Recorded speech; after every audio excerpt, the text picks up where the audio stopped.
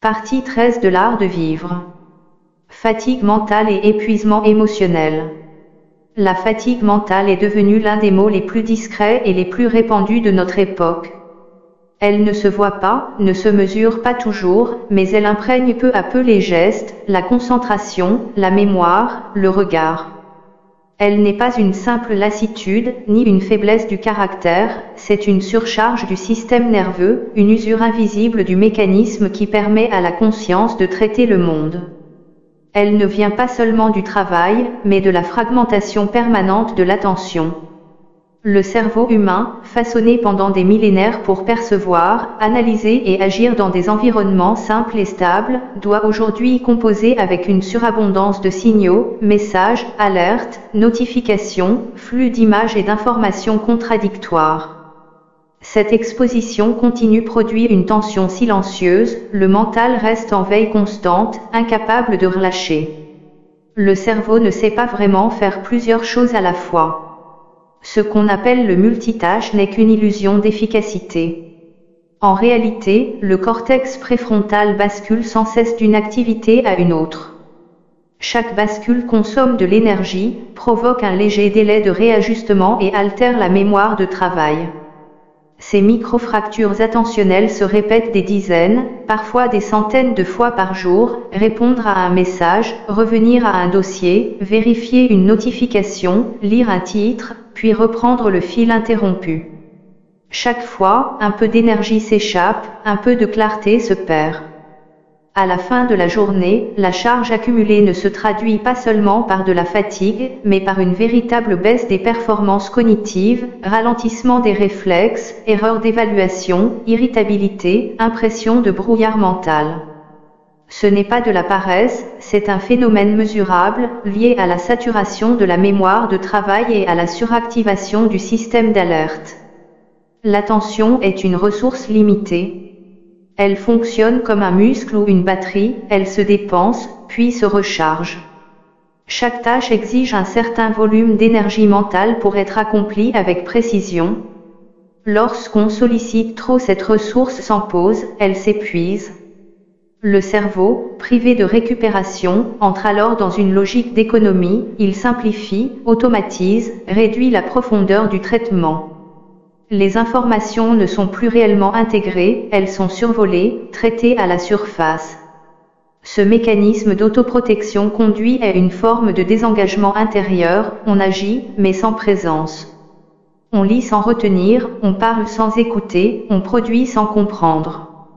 Cette perte de densité du geste est la signature de la fatigue mentale. Elle s'accompagne d'une activation chronique du système de stress.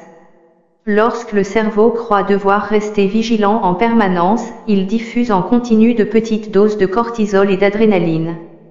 Ce stress de fond, peu perceptible au départ, devient au fil du temps une tension de base. Il maintient le corps dans un état d'alerte léger, mais constant. Le cœur bat un peu plus vite, la respiration se fait moins profonde, les muscles restent subtilement contractés. Cette hypervigilance érode la récupération naturelle, même au repos, le système nerveux ne se relâche plus complètement.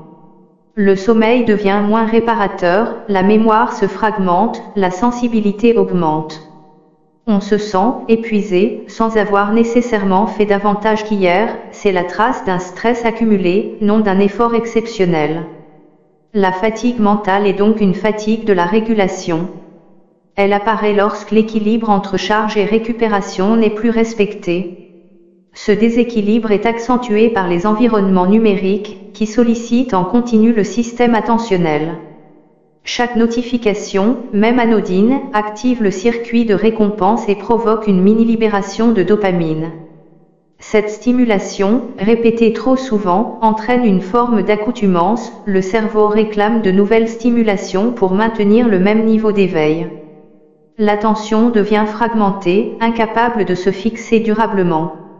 Or, cette fragmentation est coûteuse, elle empêche les circuits cérébraux de passer en mode de traitement profond, celui qui favorise la compréhension, la créativité et la mémoire à long terme. Le résultat est paradoxal, plus on s'expose à l'information, moins on la retient. Plus on cherche à être productif, moins on l'est. Cette illusion d'efficacité permanente crée une forme d'épuisement collectif, que la médecine du travail commence à identifier comme un risque majeur. L'être humain n'est pas conçu pour gérer des flux simultanés d'informations. Notre cerveau a évolué dans un monde de continuité sensorielle, où chaque action avait une fin claire, une conséquence visible. Aujourd'hui, cette continuité a disparu, les tâches se chevauchent, les écrans s'imposent, les sollicitations s'enchaînent sans transition. Le cerveau moderne vit dans une succession d'alertes. Il passe d'une conversation à un chiffre, d'un son à une image, sans jamais retomber dans le silence nécessaire à la consolidation. C'est ce manque de silence intérieur qui épuise le plus. La conscience n'a plus d'espace pour se recomposer, pour relier les fragments en un tout cohérent. Elle devient un flux dispersé, réactif, déstructuré. Et ce morcellement du vécu finit par altérer le rapport au temps. On a l'impression que les journées passent sans consistance, que les semaines se ressemblent, que la fatigue s'accumule sans raison précise.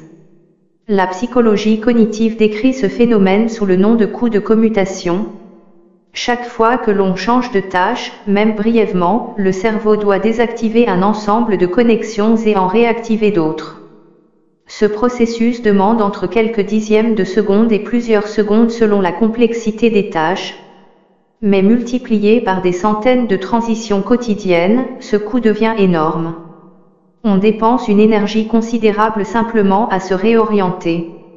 C'est comme marcher en terrain accidenté, on avance, mais en zigzag.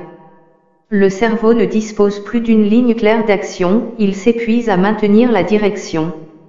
Ce coup de commutation explique aussi pourquoi les interruptions répétées, messages, appels, notifications, dégradent la qualité du travail.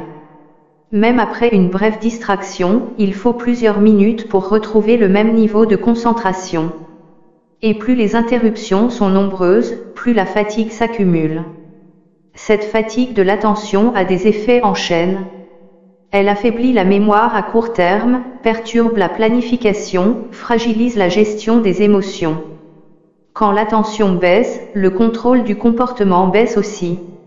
On devient plus réactif, plus impulsif, plus sensible aux frustrations. La moindre contrariété prend une ampleur excessive.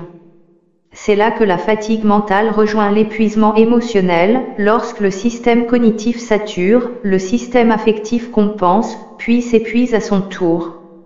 Les émotions deviennent instables, irritabilité, tristesse, découragement. Non pas parce qu'on souffre d'un trouble psychologique, mais parce que le cerveau n'a plus les ressources nécessaires pour réguler ce qu'il ressent. Il ne parvient plus à filtrer, à hiérarchiser, à relativiser.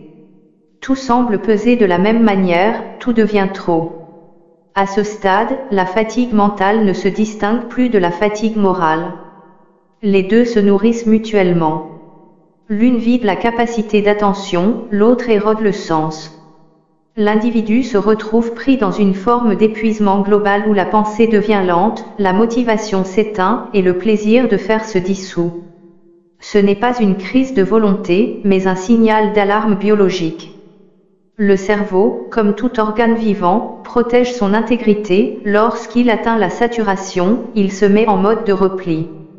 Le ralentissement, la perte d'intérêt, la désorientation ne sont pas des échecs, mais des mécanismes de sauvegarde. Ils indiquent qu'il faut rétablir le rythme, retrouver la continuité du souffle. Pour sortir de cet état, il ne suffit pas de se reposer. Le repos mental n'est pas seulement l'absence d'activité, c'est un changement de qualité d'attention. Il consiste à ramener la conscience dans le moment présent, à rétablir le contact entre le corps et la pensée. Quelques minutes de silence, un regard porté sur la nature, une marche sans objectif peuvent déjà relancer la régénération. Ce que le cerveau cherche, ce n'est pas l'inactivité, mais l'unité. Lorsque l'attention cesse d'être dispersée, elle se recharge. C'est ce qu'on appelle la récupération active, une détente lucide, qui abaisse le rythme cardiaque et stabilise la respiration tout en maintenant une présence consciente. Ce type de pause, simple et régulier, rétablit la précision mentale plus efficacement qu'une longue inactivité remplie d'écrans. La vraie hygiène de la pensée commence là, dans la capacité à sentir quand le mental atteint sa limite. La concentration n'est pas une tension prolongée, c'est une forme d'équilibre. Elle se maintient par alternance, contraction et relâchement, effort et silence. Ce rythme est celui de la vie elle-même, et le respecter, c'est déjà prendre soin de la clarté intérieure. Le stress chronique est souvent le prolongement invisible de la fatigue mentale. Il s'installe sans bruit, comme une tension de fond qui devient peu à peu la norme. Lorsque l'attention reste mobilisée trop longtemps, le système nerveux autonome ne parvient plus à alterner entre vigilance et détente. Les circuits du stress, conçus pour réagir brièvement à un danger, demeurent activés en continu. Cette activation prolongée modifie la chimie du corps, le cortisol, utile à court terme, devient toxique à long terme. Il perturbe le sommeil, affaiblit le système immunitaire, dérègle la régulation de la glycémie et entretient une sensation diffuse d'épuisement. Le corps reste en état d'alerte alors même qu'aucune menace immédiate n'existe. C'est une fatigue qui ne se repose jamais. Dans cet état, les fonctions cognitives se réorganisent pour économiser l'énergie. Le cerveau réduit la capacité d'analyse au profit de la réaction rapide. L'amygdale, centre de la peur et des émotions primaires, prend le pas sur le cortex préfrontal, siège du raisonnement. Les pensées deviennent plus négatives, les jugements plus abrupts, les émotions plus intenses. On ressent plus fort, mais on comprend moins bien. Cette inversion du rapport entre émotion et raison est l'un des premiers signes de l'épuisement émotionnel. Elle se manifeste par une hypersensibilité, une perte de recul et un sentiment d'envahissement intérieur. Tout paraît urgent, tout semble important, tout devient trop. L'épuisement émotionnel, contrairement à la dépression, ne commence pas par la tristesse, il commence par la saturation. C'est une lente érosion de la capacité à ressentir de la satisfaction ou du plaisir. Le cerveau, trop stimulé, désactive certains circuits dopaminergiques pour se protéger. Les émotions positives s'amenuisent, non parce que la vie a perdu son sens, mais parce que le système de récompense s'est mis au repos forcé. Le monde paraît alors gris, distant, sans relief. Cette indifférence n'est pas un choix, c'est une conséquence physiologique de la surcharge. Elle s'accompagne souvent d'un désintérêt progressif pour les relations, la culture, la créativité. Le repli devient une stratégie de survie, le mental se retire pour préserver ce qui reste d'énergie. Sur le plan biologique, ce processus correspond à une déconnexion partielle entre les structures limbiques, émotions, et corticales, pensée consciente. Lorsque cette communication s'affaiblit, la personne ressent mais ne parvient plus à symboliser ce qu'elle ressent. Elle dit « je ne sais pas ce que j'ai » ou « je ne me reconnais plus ». C'est le signe que la charge a dépassé la capacité de traitement émotionnel. L'épuisement émotionnel n'est pas une faiblesse psychologique, c'est un épuisement fonctionnel du système nerveux.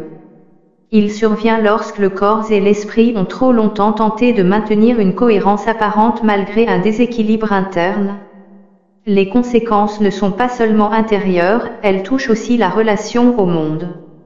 Celui qui vit dans cet état se coupe peu à peu de la perception fine de l'autre. La fatigue émousse l'empathie, non par indifférence, mais par impossibilité de traiter davantage d'informations affectives. Les relations deviennent mécaniques, la communication perd sa profondeur. Ce phénomène est fréquent dans les métiers du soin, de l'éducation ou de la relation, à force de donner sans repos, on s'épuise du dedans. Ce n'est pas le contact humain qui use, c'est l'absence d'alternance entre donner et se ressourcer. Pour comprendre comment régénérer ce système, il faut revenir à la physiologie du stress.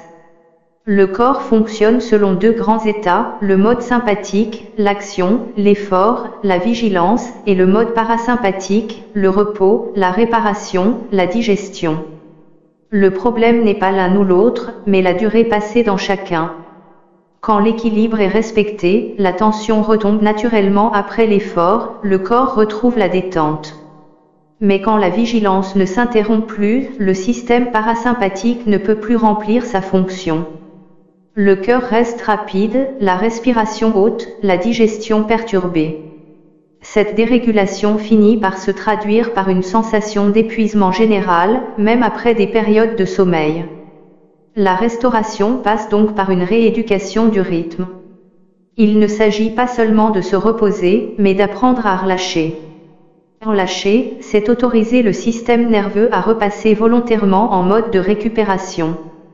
Des pratiques simples y contribuent: respirer plus lentement, marcher sans but, contempler sans analyser, écouter sans répondre. Ces gestes rétablissent le lien entre le corps et la conscience. Ils permettent à la respiration de redevenir le centre de régulation naturelle du stress. Quelques minutes de respiration cohérente, par exemple, suffisent à réduire la production de cortisol et à réactiver le nerf vague, ce grand régulateur de l'équilibre intérieur. La récupération émotionnelle demande également une hygiène du rapport à soi. Dans un état de fatigue prolongée, l'esprit devient jugeant, exigeant, intolérant à ses propres limites. On se reproche de ne pas aller assez vite, de ne pas être à la hauteur, d'être vide. Ces pensées aggravent la tension, elles ajoutent de la pression à la pression. Le premier pas vers la régénération consiste à reconnaître sans jugement la réalité de la fatigue. La lucidité devient alors une forme de bienveillance. Admettre qu'on est fatigué, ce n'est pas renoncer, c'est retrouver la vérité du moment. Cette reconnaissance, paradoxalement, soulage. Elle permet à l'énergie de se réorganiser, à la volonté de se reconstruire à partir d'un point stable. L'environnement joue un rôle décisif dans ce processus. Un espace saturé de bruit, de lumière artificielle ou de sollicitation empêche la régénération. Le silence, la lumière naturelle, le contact avec la nature réactivent les circuits de calme profond. Ces stimuli, dits biophiliques, abaissent le rythme cardiaque, régulent la température corporelle et restaurent la clarté mentale. Le cerveau, immergé dans des environnements naturels, réduit spontanément la fréquence des pensées automatiques. C'est ce que la recherche en neurosciences appelle attention-restauration théorie. La nature redonne à l'esprit la capacité de se concentrer en douceur. Ce phénomène explique pourquoi une simple marche dans un parc, le regard posé sur l'horizon ou la mer, procure un soulagement si disproportionné à l'effort fourni. La régénération émotionnelle passe aussi par la réactivation du plaisir simple. Le plaisir est une fonction biologique de survie, il signale au cerveau que la vie vaut d'être vécue. Lorsque la fatigue l'éteint, il faut le réapprendre progressivement, sans chercher l'euphorie. Des gestes minuscules, savourer un aliment, écouter une musique sans distraction, toucher une texture, respirer une odeur familière. Ces micro-expériences sensorielles réouvrent les circuits du plaisir. Elles rappellent au système nerveux que la douceur existe encore, que le monde n'est pas entièrement menaçant. Peu à peu, cette rééducation de la sensorialité restaure la confiance. Et la confiance, à son tour, redonne l'envie d'agir. Car c'est bien le sens, au fond, qui relie la fatigue mentale à la motivation. On ne s'épuise jamais uniquement de trop faire, on s'épuise surtout de ne plus savoir pourquoi on fait. Quand le sens se dissout, chaque effort devient mécanique, et l'énergie, privée de direction, s'éparpille. La première étape de la récupération est donc aussi existentielle, redonner une signification à ce qu'on fait. Pas un grand projet, pas une vision héroïque, mais une cohérence intime. Ce geste, ce travail, cette présence, pourquoi, pour qui, au service de quoi? Ce retour au sens transforme la fatigue en transition plutôt qu'en effondrement. L'énergie se réoriente, la conscience retrouve une direction. Cette réorientation demande parfois de ralentir, parfois de changer de cadre, parfois simplement de respirer plus consciemment. Il n'existe pas de méthode universelle, car la fatigue mentale n'est pas une panne mécanique, c'est un déséquilibre vivant. Elle doit se réparer avec les outils du vivant, rythme, respiration, lumière, silence, sens. Ce sont ces forces simples, toujours accessibles, qui permettent au corps et à l'esprit de se réaccorder. Elle ramène l'individu à une perception plus juste du temps. Le temps, lorsqu'il redevient perceptible, devient thérapeutique, il n'est plus une fuite, mais une respiration. L'esprit cesse de courir, et c'est dans ce ralentissement que la clarté revient. Le plus difficile, souvent, n'est pas de se reposer, mais d'accepter de ne plus être performant. La société valorise la productivité, mais l'équilibre, lui, ne se mesure pas. Pourtant, sans équilibre, la productivité s'effondre. Le repos n'est donc pas un luxe, mais une condition du sens. Apprendre à s'arrêter, c'est reconnaître la vie comme un cycle, non comme une course. C'est accepter que la lucidité se construit autant dans le silence que dans l'action. C'est dans cette sagesse du rythme que la fatigue cesse d'être un ennemi et devient un message, une invitation à se réaligner avec ce que l'on est profondément. Ainsi, comprendre la fatigue mentale, c'est comprendre la vie moderne, rapide, fragmentée, brillante en surface mais pauvre en pause. Et restaurer la clarté, c'est réapprendre à créer des espaces de lenteur dans la vitesse, de silence dans le bruit, de sens dans la répétition. C'est là que se prépare l'étape suivante, reconnaître comment cette usure intérieure devient émotionnelle, comment elle affecte la capacité d'aimer, de ressentir et de s'engager, et comment la lucidité peut transformer la fatigue en un nouvel équilibre, plus profond et plus conscient. La fatigue mentale et l'épuisement émotionnel ne sont pas seulement des désordres individuels, ils révèlent une crise plus vaste du rapport au temps, à l'attention et au sens. Nous vivons dans un monde qui valorise l'accélération.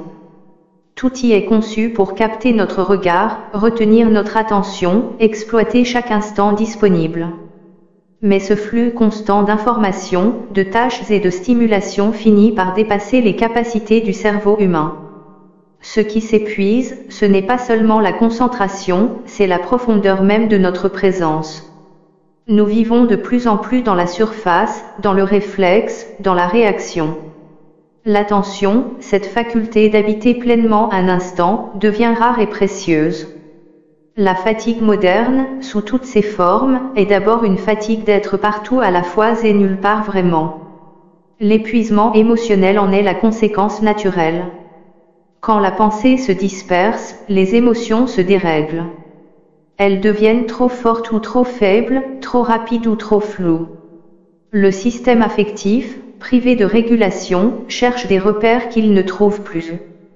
On passe de la tension à l'apathie, de l'agitation à la lassitude, sans véritable transition. Ce déséquilibre ne vient pas d'un manque de maîtrise, mais d'un excès de charge.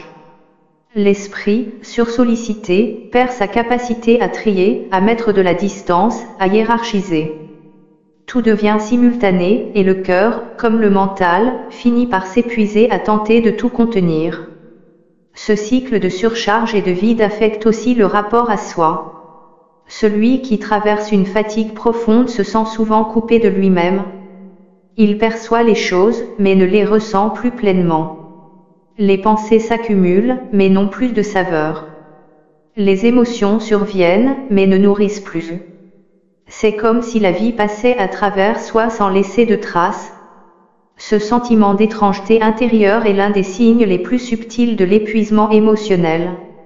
On croit manquer d'énergie, alors qu'on manque de cohérence. La fragmentation de l'attention entraîne la fragmentation du sens. Et sans sens, même le plus petit effort devient lourd. Pour restaurer cette cohérence, il faut réapprendre à faire moins, mais à le faire vraiment. L'attention est un acte d'amour, elle unit ce que la dispersion sépare. Regarder, écouter, sentir avec lenteur, c'est redonner à la conscience son ancrage dans le réel. Chaque fois que l'on revient à une action simple, respirer, marcher, parler avec présence, on reconstruit le lien entre le corps, le mental et l'émotion. La fatigue n'est plus alors un obstacle, mais un guide. Elle indique ce qui a été négligé, le repos, la clarté, la profondeur. Elle n'est pas contre la vie, elle rappelle la vie.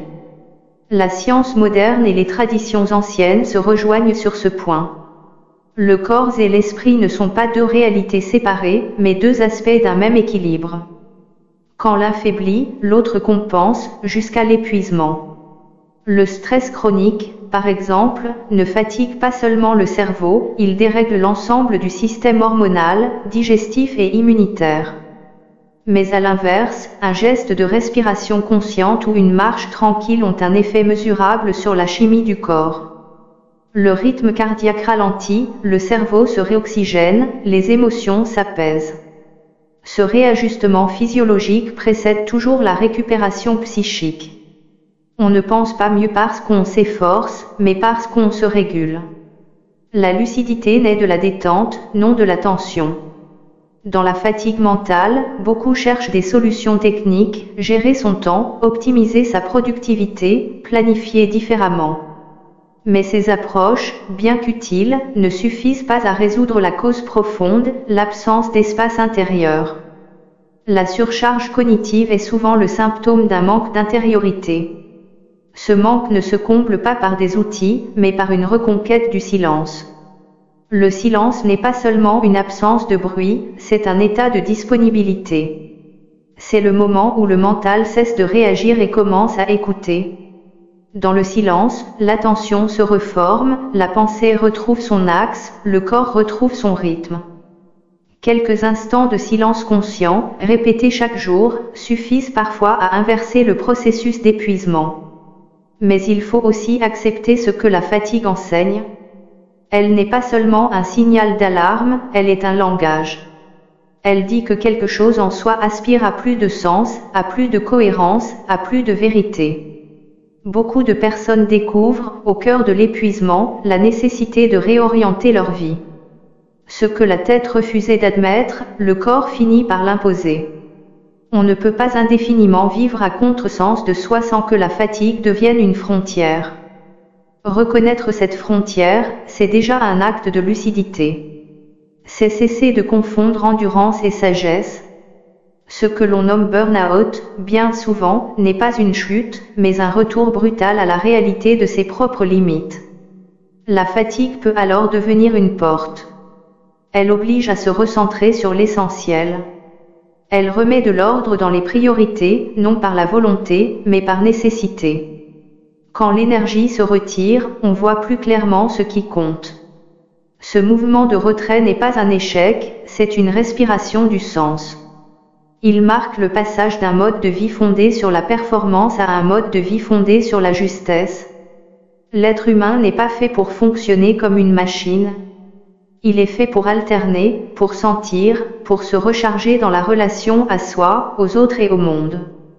Quand il retrouve ce rythme, la fatigue perd sa dimension tragique et redevient un simple signe d'équilibre à restaurer. On parle souvent de se remettre d'un épuisement, mais le plus souvent, il s'agit plutôt de se recomposer. La fatigue profonde ne se répare pas en reprenant les mêmes habitudes avec plus de prudence, elle se dépasse en transformant sa manière d'être. Elle appelle une révision du rapport à l'effort, au temps et à la valeur. Elle invite à découvrir que la vraie énergie ne vient pas de la tension, mais du sens. Que l'équilibre ne dépend pas de la force, mais de la cohérence. Et que le plaisir d'agir renaît non quand tout va bien, mais quand l'action retrouve sa signification intérieure. Ainsi, la fatigue mentale et émotionnelle deviennent, à leur manière, des maîtres silencieux. Elles apprennent la mesure, la lenteur, l'humilité. Elles rappellent que la clarté ne naît pas du contrôle, mais de l'attention. Elles ramènent l'être à la simplicité du souffle, à la gratitude du moment, à la conscience que chaque pause, loin d'être une perte de temps, est une condition du sens. Celui qui comprend cela transforme la fatigue en sagesse. Il cesse de lutter contre elle, il apprend à l'écouter. Et dans cette écoute, il retrouve une énergie plus profonde, celle de l'accord entre ce qu'il fait et ce qu'il est. Dans cette lucidité retrouvée, l'effort reprend une autre dimension. Il ne s'agit plus de forcer, mais de choisir. L'effort cesse d'être une contrainte, il devient une expression de la volonté éclairée. La fatigue, alors, n'est plus un ennemi, mais une compagne, elle indique la limite, elle préserve l'équilibre, elle rappelle la mesure. Et c'est justement cette transformation du rapport à l'effort, cette réconciliation entre l'énergie et le sens, qui ouvre naturellement la voie vers la partie 14, l'effort signifiant, celui qui nourrit au lieu d'user, celui qui construit sans détruire, celui qui fait du travail une forme de présence au monde.